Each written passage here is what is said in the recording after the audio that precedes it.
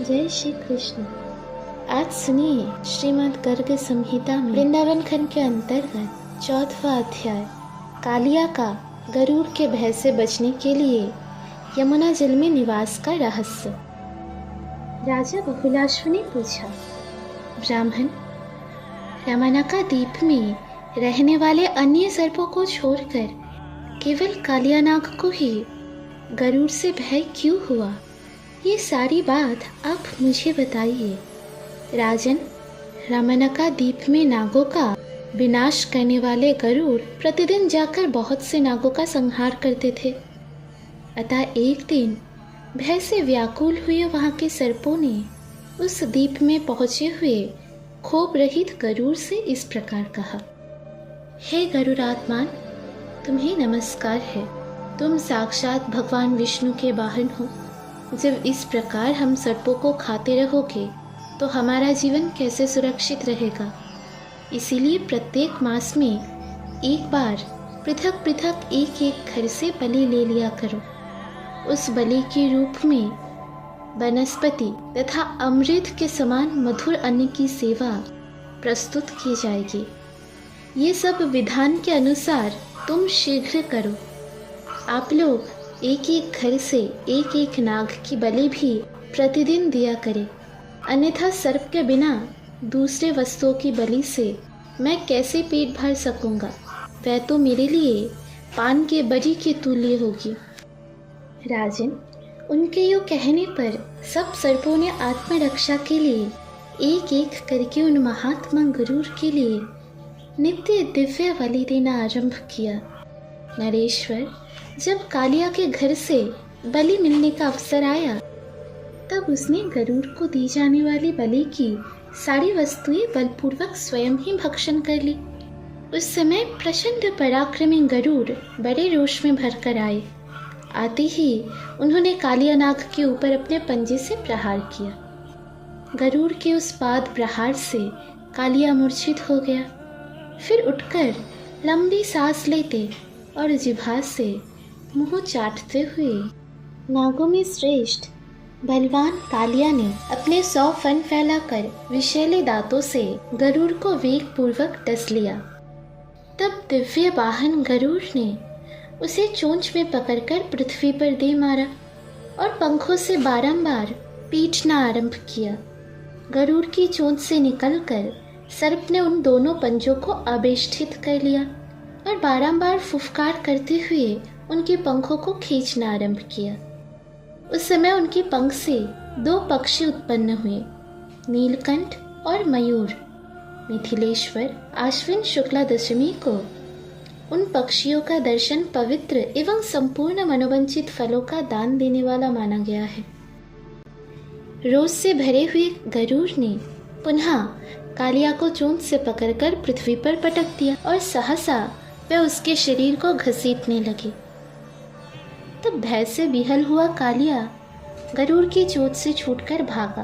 प्रचंड पराक्रमी पक्षीराज गरुड़ भी सहसा उसका पीछा करने लगे। 7 द्वीपों, 7 खंडों और 7 समुद्र तक वह जहाँ जहाँ गया वहाँ वहाँ उसने गरुड़ को पीछा करते देखा। वह नाग भूलोक, भुवरलोक, स्वर्गलोक और महरलोक में क्रमश जा पहुँचा और वहाँ से भागता हुआ जनलोक में पहुँच गया। जहाँ जाता वही गरुड़ भी पीछे आ जाते। इसीलिए वह पुनः नीचे नीचे के लोक में क्रमश गया, किंतु श्री कृष्ण के भय से किसी ने उसकी रक्षा नहीं की। जब उसे कहीं भी शांति नहीं मिली तब भय से व्याकुल हुए कालिया देवाधिदेव शेष के चरणों के निकट गया और भगवान शेष को प्रणाम करके परिक्रमा पूर्वक हाथ जोड़ विशाल पृष्ठ वाला कालिया दीन, भयातुर और कंपित होकर बोला, भूमि भरता भुवनेश्वर, भूमन भूमि भार हरे प्रभु, आपकी लीलाएं अपार है। आप सर्व समर्थ पूर्ण परात्पर पुराण पुरुष है। मेरी रक्षा कीजिए, रक्षा कीजिए। कालिया को दीन और भयातुर देख फणीश्वर देव जनार्दन ने मधुर वाणी से उसको प्रसन्न करते हुए कहा, महामते कालिय, मेरी उत्तम बात सुनो। इसमें संदेह नहीं कि संसार में कहीं भी तुम्हारी रक्षा नहीं होगी। रक्षा का एक ही उपाय है, उसे बताता हूँ, सुनो। पूर्व काल में सौभारी नाम से प्रसिद्ध एक सिद्ध मुनि थे। उन्होंने वृंदावन में यमुना के जल में रहकर 10,000 वर्षों तक तपस्या की। उस जल में मीनराज का विहार देखकर उनके मन में भी घर बसाने की इच्छा हुई।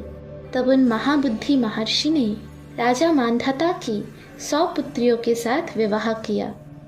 श्री हरि ने उन्हें परम ऐश्वर्यशालिनी वैष्णवी संपत्ति प्रदान की, जिसे देखकर राजा मांधाता आश्चर्यचकित हो गए और उनका धन विषयक सारा अभिमान जाता रहा। यमुना के जल में जब सौभारी मुनि की दीर्घकालिक तपस्या चल रही थी, उन्हीं दिनों उनके देखते देखते गरुड़ ने मीनराज को मार डाला। मीन परिवार को अत्यंत दुखी देखकर दूसरों का दुख दूर करने वाले दीन वत्सल मुनि श्रेष्ठ सौभारी ने कुपित हो गरुड़ को शाप दे दिया। पक्षीराज, आज के दिन से लेकर भविष्य में यदि तुम इस कुंड के भीतर बलपूर्वक मछलियों को खाओगे तो मेरे शाप से उसी क्षण तुरंत तुम्हारे प्राणों का अंत हो जाएगा। उस दिन से मुनि के शाप से भयभीत हुए गरुड़ वहां कभी नहीं आते। इसीलिए कालिया, तुम मेरे कहने से शीघ्र ही श्री हरि के विपिन वृंदावन में चले जाओ। वहां यमुना में निर्भय होकर अपना निवास नियत कर लो। वहां कभी तुम्हें गरुड़ से भय नहीं होगा। राजन, शेषनाग के यो कहने पर भयभीत कालिया अपने स्त्री बालकों के साथ कालिंदी में निवास करने लगा। फिर श्री कृष्ण ने ही उसे यमुना जल से निकालकर बाहर भेजा। इस प्रकार श्री गर्ग संहिता में वृंदावन खंड के अंतर्गत कालिया के उपाख्यान का वर्णन नामक 4वां अध्याय पूरा हुआ।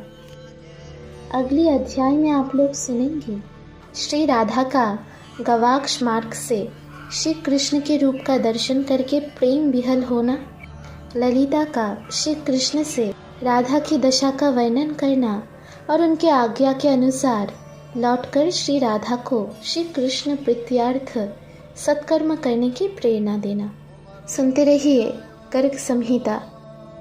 राधे राधे।